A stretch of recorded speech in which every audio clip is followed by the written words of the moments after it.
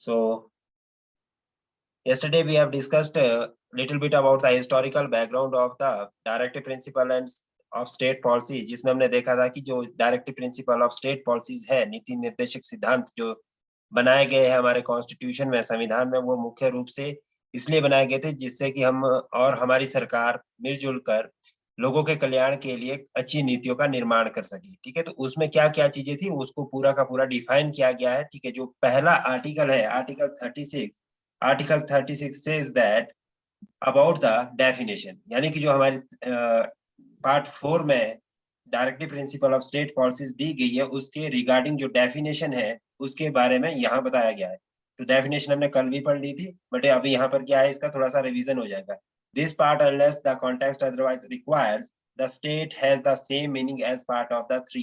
यानी कि जो इसमें directive principle of state policies लिखा गया है, स्टेट यहाँ किसी एक पर्टिकुलर राज्य से नहीं है। ठीक है, ये पूरा का पूरा इंडिया की बात कर रहा है। यहाँ पर भारत राज्यों से इसमें बात की गई है कि जो हमारा देश है, ठीक है, टोटल की टोटल 28 जितनी स्टेट्स हैं, ठीक है, उसमें ये सभी स्टेट्स के इक्वली लागू होगी। ठीक है, equally it will be implemented by the government, but you can't force them into the court। ठीक है, to imply that articles, all article from 36 to 51, ये तो आपको क्लियर था। ठीक है, इसके बाद इसमें नेक्स्ट जो है, इसमें article 37 says that application of the principles contained in this part. ठीक है, जो भी इसमें पार्ट में प्रिंसिपल्स है, ठीक है, provision contained in this part shall not be enforced by any. ठीक है, कि किसी भी कोर्ट के द्वारा इसको आप एनफोर्स नहीं कर सकते, या कोई भी कोर्ट कानूनी तौर पर इसको मजबूर नहीं कर सकते आप किसी पर्सन को या किसी ऑर्गेनाइजेशन को कि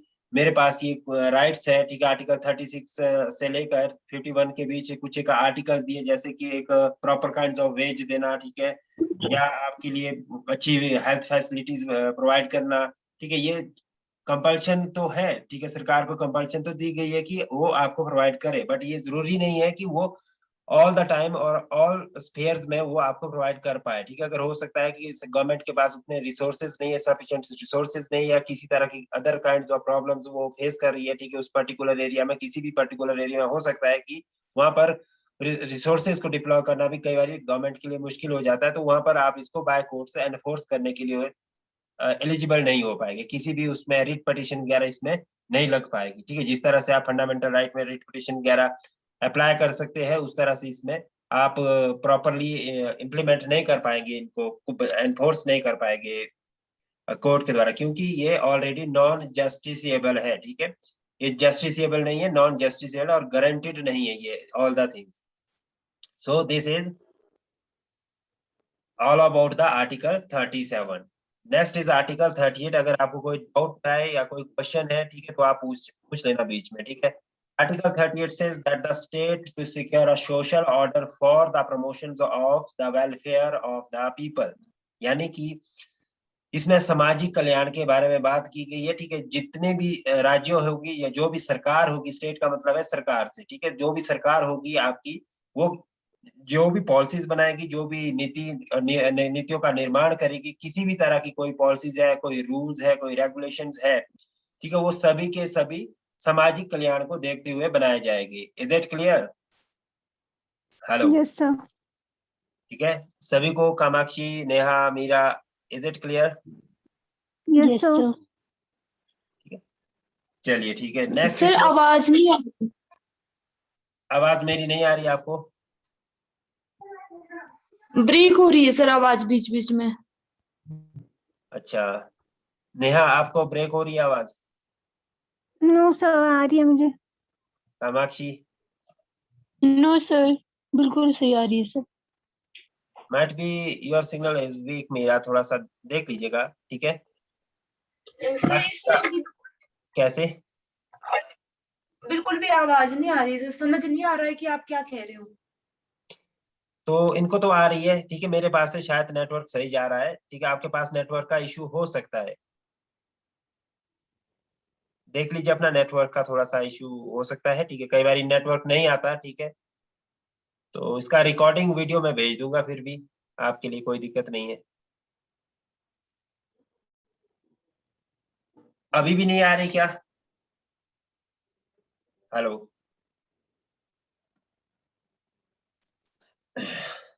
चलिए कंटिन्यू रखेंगे आर्टिकल 31 क्लॉज 1। ठीक है, जो हमारा आर्टिकल 31 है क्लॉज 1 है, इसमें कहा गया है कि the state shall strive to promote the welfare of the people by securing and protecting as effectively as it may a social order in which justice, social, economic and political shall inform all the institution of the national life। यानी कि जितने भी हमारे national importance के institutions हैं या जहां पर हम एम्प्लॉयमेंट जनरेट कर सकते हैं या किसी तरह का जहां पर पब्लिक एंटिटी का एंगेजमेंट होता है, वहां पर social, economic and political welfare होना चाहिए, वहां पर उनको न्याय मिलना चाहिए, वहां उनका कल्याण होना चाहिए। ठीक है, चाहे वो रेम्यूनरेशन से रिलेटेड हो, चाहे वो अच्छी फैसिलिटी हेल्थ की हो, चाहे वो अच्छी फैसिलिटी उनके एनवायरनमेंट की हो, जहां पर वो काम करे वहां पर एक अच्छा एनवायरनमेंट भी होना चाहिए। ठीक है, ये सारी की सारी बातें किसमें कही गई है? आर्टिकल 31 क्लॉज ए में कही गई है या क्लॉज 1 में कही गई है। अभी भी नहीं आ रही आवाज मेरी? Hello Meera, am I not audible to you? Hello hello,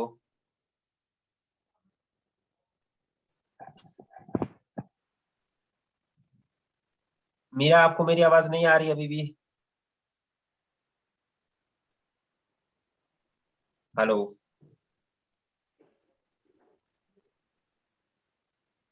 Kamakshi and Neha आपको आ रही है आवाज? Yes yes sir. Sir. Meera आप ऐसा कर सकते हैं, आप मीटिंग को लीव करके अगेन ज्वाइन कर सकते हैं सेम लिंक से, हो सकता है तब ये प्रॉब्लम सॉर्ट आउट हो जाए।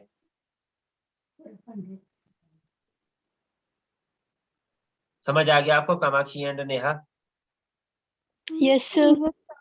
इसमें क्या कहा गया है? ठीक है, इसमें कहा गया है कि जो भी स्टेट है उनका मुख्य जो रोल रहेगा, ठीक है, स्ट्राइव टू प्रमोट, ठीक है, जो प्रमोशन रहेगी वो इसलिए प्रमोट करेंगे, क्या किस लिए प्रमोशन देंगे? ज्यादा वेलफेयर के लिए प्रमोशन देंगे। किसका वेलफेयर? लोगों का, पीपल का।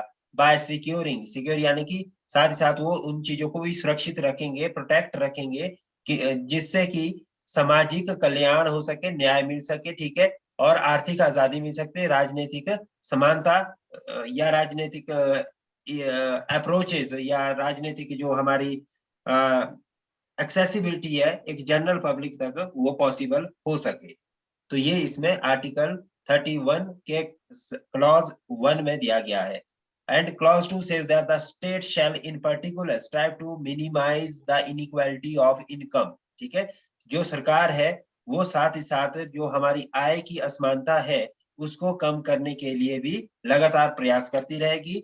And endeavors to the eliminate inequalities in status, facilities and opportunities not only amongst the individuals but also amongst the groups of people residing in the different area or engaged in different vocations।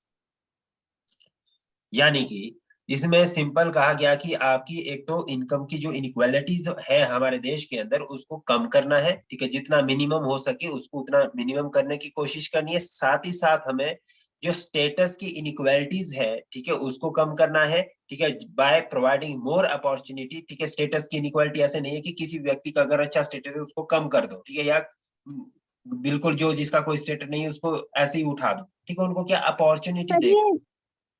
Sir ये article 38 है या 31? 38 है, नहीं दिख रहा नेहा आपको? Yes sir. ठीक है, ये है 38 है। ठीक है, यस सर।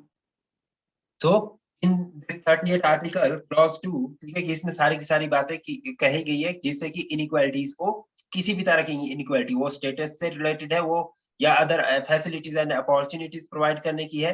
ठीक है, वो सिर्फ एक किसी एक पर्टिकुलर इंडिविजुअल की नहीं है, अगर कहीं पे ग्रुप्स है, अगर पूरी सोसाइटी में भी इसी तरह का कोई एक ऐसी सोसाइटी है जहां पर उनको अच्छी से फैसिलिटी नहीं मिल पा रही, अच्छी अपॉर्चुनिटी नहीं मिल पा रही, तो वहां पर भी उनको क्या करना है? अच्छी फैसिलिटीज प्रोवाइड करने की कोशिश करनी है, ये सरकार का काम रहेगा। Is it clear? Yes sir. Kamakshi आपको क्लियर हुआ?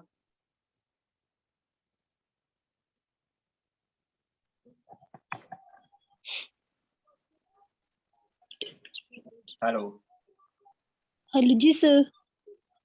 हो गया ना क्लियर? आपको कोई डाउट तो नहीं है? Yes. No sir, no sir. Okay, ठीक है। So next is Article 39. Article 39 says that certain principle of policy to be followed by the state.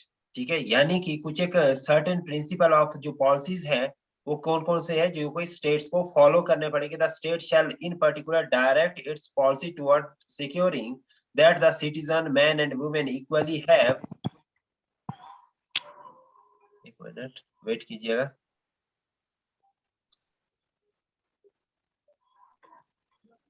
अभी आ रही है मीरा आपको मेरी आवाज?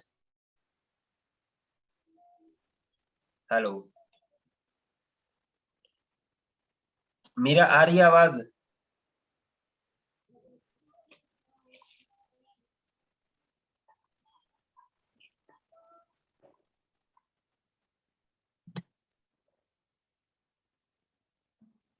चलिए ठीक है. सो नेक्स्ट इज ठीक है, इसमें कि that the citizen man and women equally have the right to an adequate means of livelihood.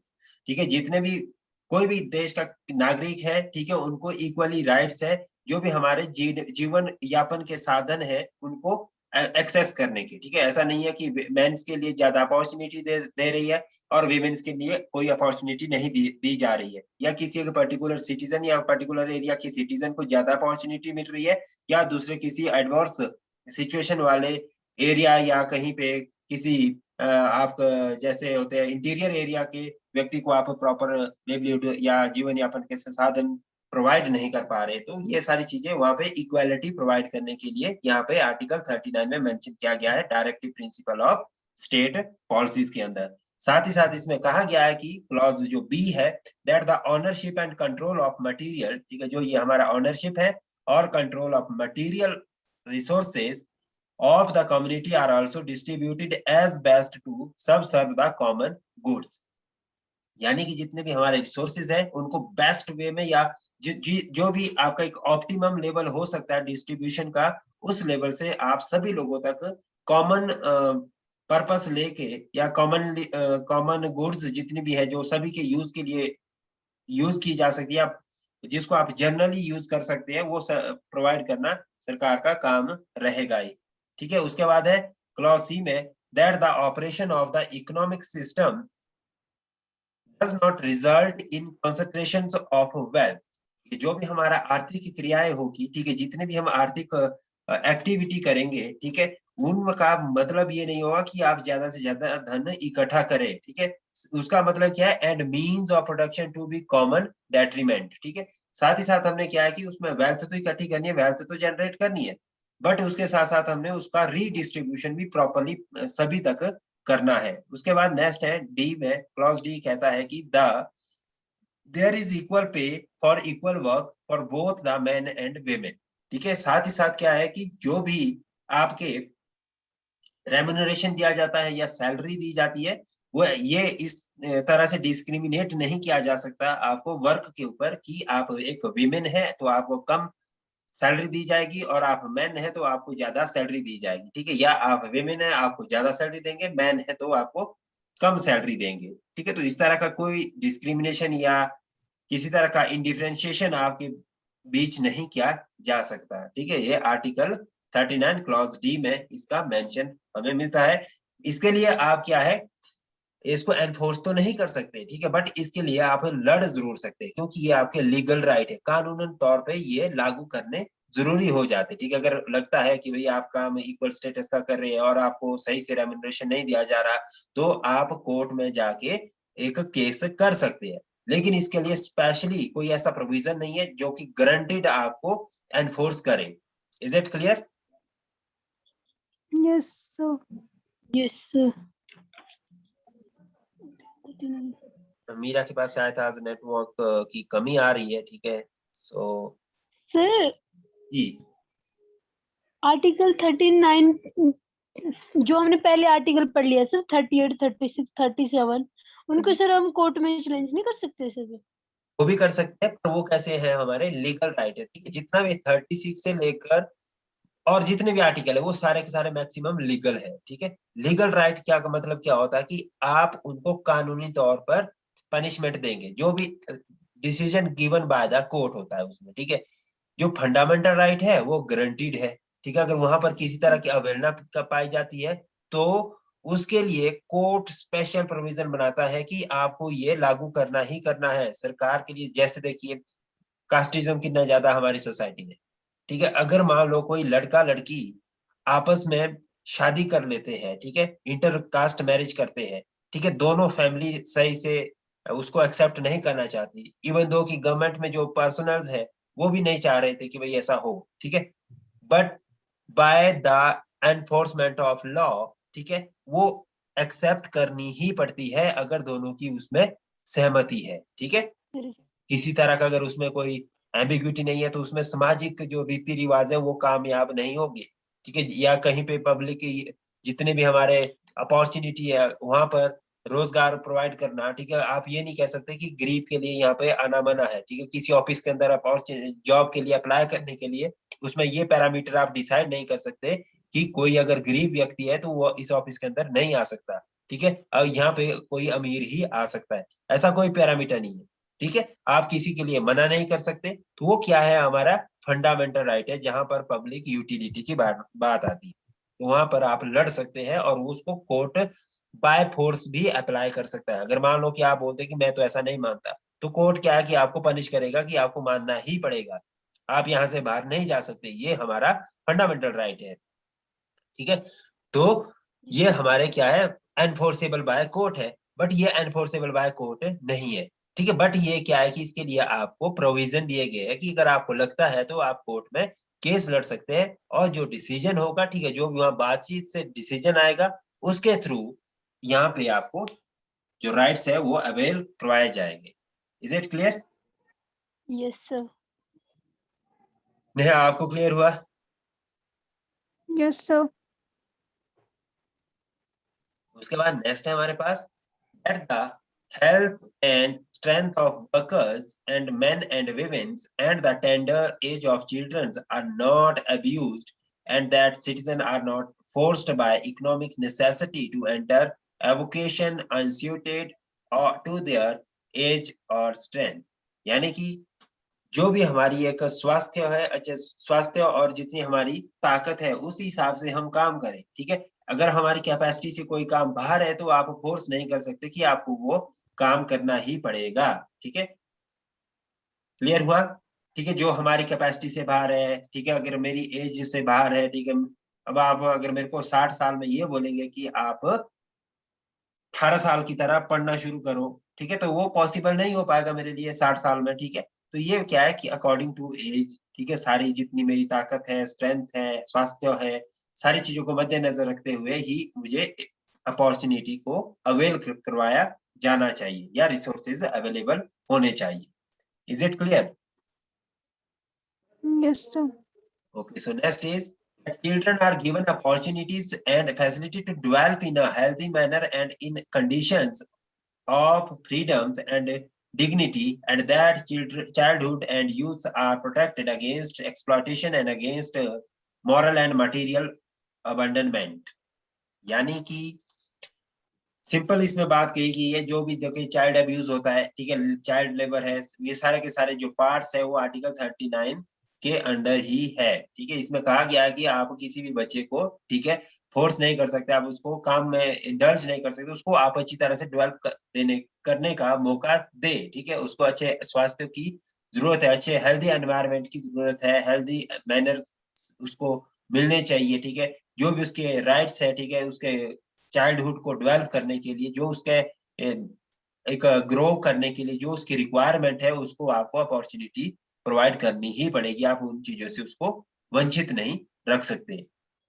अभी जाके देखिए सरकार, ठीक है, जो हमारी सर्व शिक्षा अभियान है इस तरह के प्लान लॉन्च कर रही है, तो वहां पर क्या है कि बच्चों के लिए एब्सोल्युटली फ्री और कंपल्सरी एजुकेशन वो एक एक्ट बना है हमारा, ठीक है, राइट टू एजुकेशन, ठीक है, तो उसमें कंपल्सरी एजुकेशन कर दी गई है, ठीक है, जितनी भी 8th स्टैंडर्ड तक जो भी आपकी एजुकेशन होगी वो कंपल्सरी होगी, साथ ही साथ फ्री होगी। So article 39A says that equal justice and free legal aids, ठीक है, जो हमारे पास है इक्वालिटी की बात है, समानता, जस्टिस न्याय, और फ्री लीगल एड्स यानी कि जो आपकी फ्री होगी लीगल एड्स, ठीक है, जितनी भी आपकी लीगल कानूनी सर aid- हाँ जी, जो 39A है ना सर आर्टिकल, हिंदी में इसको 39A लिखे हैं कि कुछ ओ को बो क्या लिखे? ओ होता लिखा, कई जगह ओ होता, कई जगह को होता लिखा हुआ, ठीक है। हाँ जी, मीनिंग तो एक ही होगा ना सर? हाँ मीनिंग एक ही है इसका, ओ बो इस तरह से, ओ बो सो इस तरह से होता लिखा हुआ। बाकी कई जगह होता है क ख ग घ इस तरह से होता लिखा हुआ। Yes, okay. अब जितने भी पेपर आते हैं उसमें मैक्सिमम में बाइलिंगुअल होते हैं, वो इंग्लिश में भी होते हैं, हिंदी में भी होते हैं, हाँ जी, हाँ जी। तो वहां से आपने देख लेना, ठीक है। अगर ए होगा तो क्या लिखा उसके सामने, उस तरह से सेलेक्ट करना आपने ना। So the state shall secure that the operations of the legal system promotes justice on the basis of equal opportunities and shall in particular provide free legal aid by suitable legislation or schemes or in any other way to ensure that opportunity for securing justice are not denied to any citizen by reason of economic or other disabilities. ठीक है, यानी कि जितने भी आपके पास legal rights है और जो भी आपकी पर्टिकुलर अपॉर्चुनिटीज आपको मिलनी चाहिए थी, ठीक है, जिससे कि आपको equal status of social promotion में मिल सके, ठीक है, तो वो सभी के सभी आपको फ्री ऑफ कॉस्ट अपॉर्चुनिटी आपको दे। साथ ही साथ अगर आप किसी तरह से आर्थिक रूप से कमजोर है या डिसेबल है, ठीक है, कई चीजों के लिए हो सकता है कि आप स्कूल जाने में असमर्थ है, तो सरकार ऐसा कोई प्रोविजन बनाए जिससे कि आप स्कूल के अंदर अपनी शिक्षा ग्रहण कर सके, या कोई रोजगार जैसे मनरेगा है उसमें 100 दिन का गारंटीड रोजगार दिया जाता है, वो भी एक इस तरह का प्रोविजन था कि अगर आप गांव के अंदर कोई रोजगार उपलब्ध नहीं कर पा रहे, ठीक है, या कहीं पे आपको रोजगार मिलने में संभावना नहीं बन पा रही, तो एटलीस्ट सरकार आपको 100 दिन का रोजगार दे सके। तो वो क्या किसके थ्रू आ रहा है, आपका सोशल वेलफेयर के थ्रू आ रहा है आपका काम, ठीक है, क्लियर। Yes sir. किसी तरह का कोई डाउट है तो आप पूछ सकते हैं। जी। आर्टिकल 40 से that the organisation of village panchayat, ठीक है, अब यहाँ पर क्या आर्टिकल 40 में जो विलेज पंचायत है उसके ऑर्गेनाइजेशन के ऊपर बात की गई है। The state shall take steps to organise village panchayat and endow them with such powers and authorities as may be necessary to enable them to function as unit of self government, ठीक है, यानी कि जो हमारे वैसे आर्टिकल 73rd और 74th में mention है इसका, ठीक है, अमेंडमेंट, ठीक है, जो हमारा 73rd एंड 74th अमेंडमेंट हुआ था 1992 में, ठीक है, तो इसके बारे में इसमें बात की गई है। साथ ही साथ 91 और 92 दोनों में, ठीक है, दोनों साल ये दो अमेंडमेंट आए थे जिसमें कि इसमें हमारे पास लोकल सेल्फ गवर्नमेंट की बात की गई है, ठीक है, उसको बनाया गया, ठीक है, उसमें 3 टायर सिस्टम को डेवलप किया गया। बट इसमें आर्टिकल 40 में भी इसका मेंशन है कि आप गांव में स्वरोजगार स्व शासन की बात करें, यानी कि वहां पर जितनी भी सेल्फ गवर्नमेंट है उसको डेवलप करने की कोशिश करें, ताकि जो ग्रामीण स्तर पर जितनी भी एक्टिविटी हो सकती है, इकोनॉमिक, सोशल, पॉलिटिकल, वो सभी के सभी वहां पे एक दूसरे के सहयोग से बन सके, क्योंकि जो गांव में अपॉर्चुनिटी प्रोवाइड करनी है वो बेस्ट लेवल से एक लोकल एरिया के पर्सन उसको अवेल करवा सकते हैं, ठीक है, उसके बारे में प्रोपेगेंडा तैयार कर सकते हैं या उसके लिए कोई प्लानिंग कर सकते हैं, ठीक है, तो इस तरह से वो क्या जो एक हायरार्की है, ठीक है, from bottom to top level वो डेवलप की जा सकती है। तो इसलिए ज्यादा से ज्यादा अपॉर्चुनिटी किसको दी जाती है, पंचायत को दी जाती है। आज की डेट में अगर आप देखेंगे तो मैक्सिमम जो एक्टिविटी है that are played by the village panchayat, ठीक है, वहां पर बहुत सारे काम होते हैं, ठीक है, वो सारे के सारे किसके थ्रू करवाए जाते हैं, पंचायत के थ्रू। रास्तों का निर्माण करना है, ठीक है, सड़क बनानी है, ठीक है, कोई स्वास्थ्य सुविधा उपलब्ध करवानी है, या किसी अगर आज की डेट में भी देखे जो ये कोविड-19 क्राइसिस चल रहे हैं, तो इसमें सबसे ज्यादा रोल जो ये आशा वर्कर है, पंचायत के जो मेंबर्स है या प्रधान है, ठीक है, ये सभी के सभी काफी एक्टिवली इसमें पार्टिसिपेट कर रहे हैं और काफी इंपॉर्टेंट इनका रोल बना हुआ है सोशल ऑर्डर को मेंटेन करने के लिए। So Article 41 says that right to work, to education and to public assistance in certain cases. Article 41 में आपको ये राइट दिया गया है कि आप काम के लिए कोर्ट जा सकते हैं, ठीक है। अगर आपके पास किसी भी तरह का कोई काम नहीं है तो सरकार आपको काम उपलब्ध करवाए अच्छी शिक्षा के लिए, और किसी तरह की आपको अगर पब्लिक असिस्टेंट की जरूरत है, ठीक है, यानी कि सहायता की जरूरत है, तो उन केस में आप आर्टिकल 41 के थ्रू स्टेट्स के पास जा सकते हैं। यानी कि state shall with in the limits of its economic capacity, ठीक है, साथ में क्या लिख दिया इसमें, लिमिट्स ऑफ इकोनॉमिक कैपेसिटी, आर्थिक क्षमता के अंदर अंदर, ठीक है, जितनी स्टेट की आर्थिक क्षमता है, ठीक है, and development make effective provision for securing the right to work, to education and to public assistance in cases of unemployment, old age, sickness and disablement, and in order to cases of undeserved want। ठीक है, इसका मतलब क्या हो गया कि सरकार अपनी आर्थिक क्षमता और विकास को मद्देनजर रखते हुए जो भी बेस्ट पॉसिबल वे से, ठीक है, अच्छे रोजगार, अच्छा शिक्षा, अच्छी स्वास्थ्य हो या किसी अदर तरह का पब्लिक ऑर्डर है उसको इम्प्लीमेंट करने के लिए कोशिश करें, ठीक है। अगर ओल्ड एज पेंशन या सिकनेस भी कोई बीमारी है, ठीक है, उसके लिए स्वास्थ्य सुविधाएं उपलब्ध करवाना ये सरकार का काम रहेगा। लेकिन सरकार कब तक करेगी, जब तक उसकी कैपेसिटी में है। अगर आउट ऑफ हिज कैपेसिटी चला जाता है या स्टेट की कैपेसिटी से बाहर हो जाती है कोई चीज, तो उसको आप एनफोर्स नहीं करवा पाएंगे। क्लियर? Yes sir.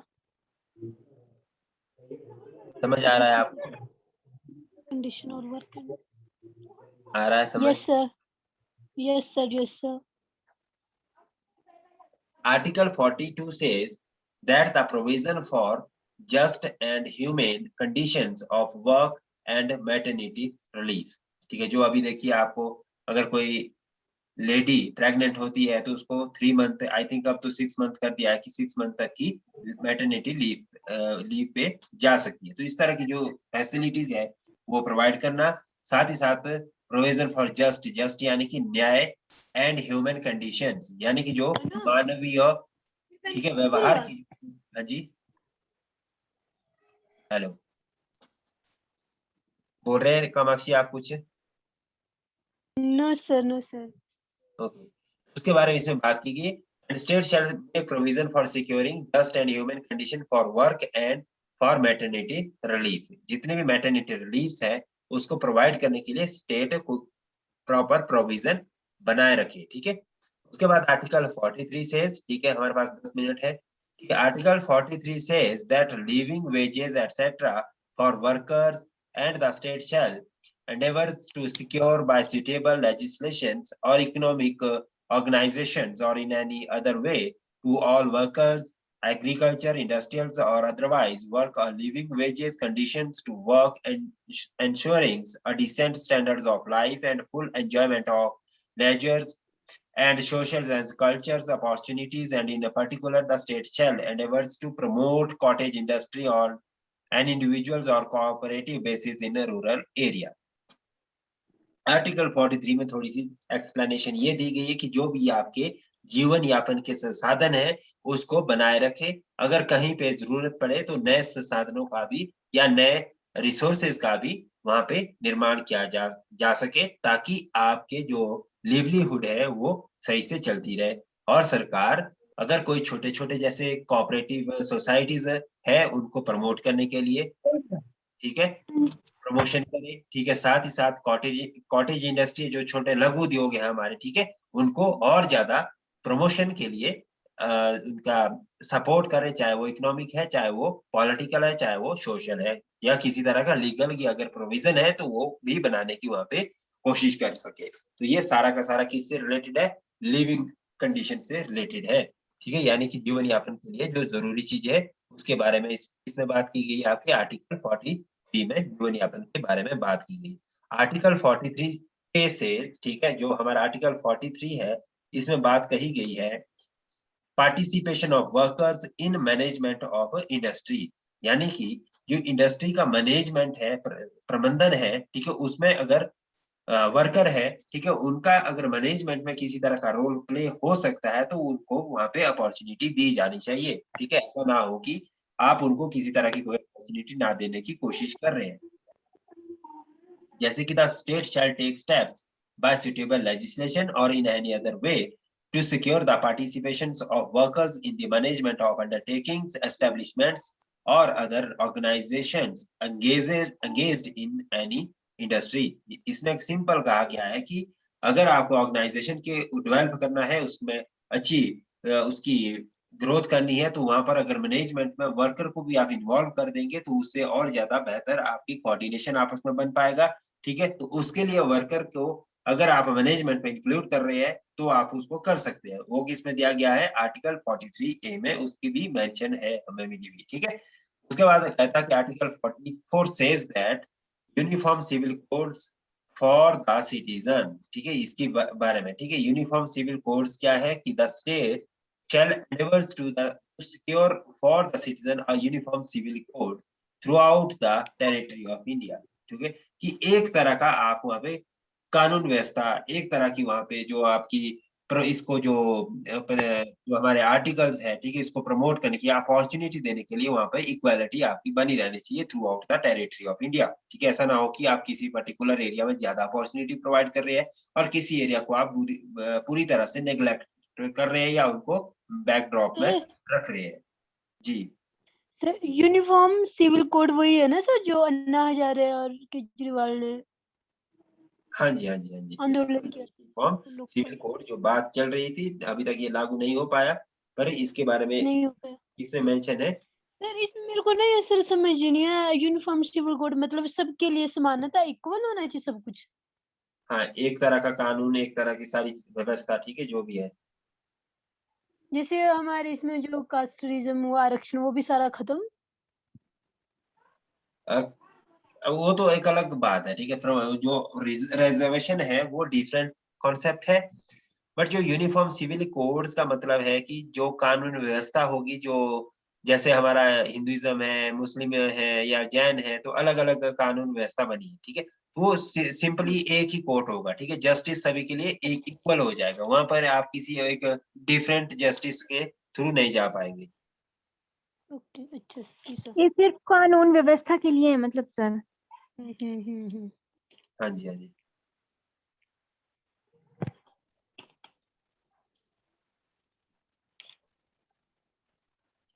इसका सिंपल है कि जितने भी यहाँ पे लोग हो गए, जिस भी धर्म के हो गए या किसी भी तरह के, ठीक है, उनके लिए equal kinds of law establish किए जाएंगे, ठीक है। ऐसा नहीं है कि मुस्लिम के लिए अपना एक अलग तरह का लॉ है, हिंदू के लिए अपना एक अलग तरह का लॉ है, ठीक है।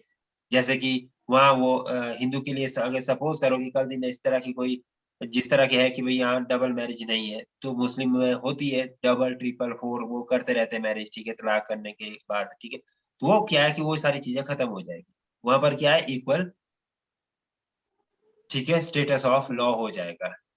सिंपल इसका ये ओके समान, इसको कहेंगे हिंदी में समान आचार संहिता या पंथ निरपेक्ष कानून, इस तरह से आप कह सकते हैं। तो अभी तक सर ये सब इक्वल नहीं है हर धर्मों के लिए? अभी तक तो नहीं है, ठीक है। जितने हमारे अलग नहीं। अलग धर्म है या अलग अलग पंथों के लिए अलग अलग सिविल कानून ना होना ही सामाजिक नागरिक संहिता का मूल भावना है।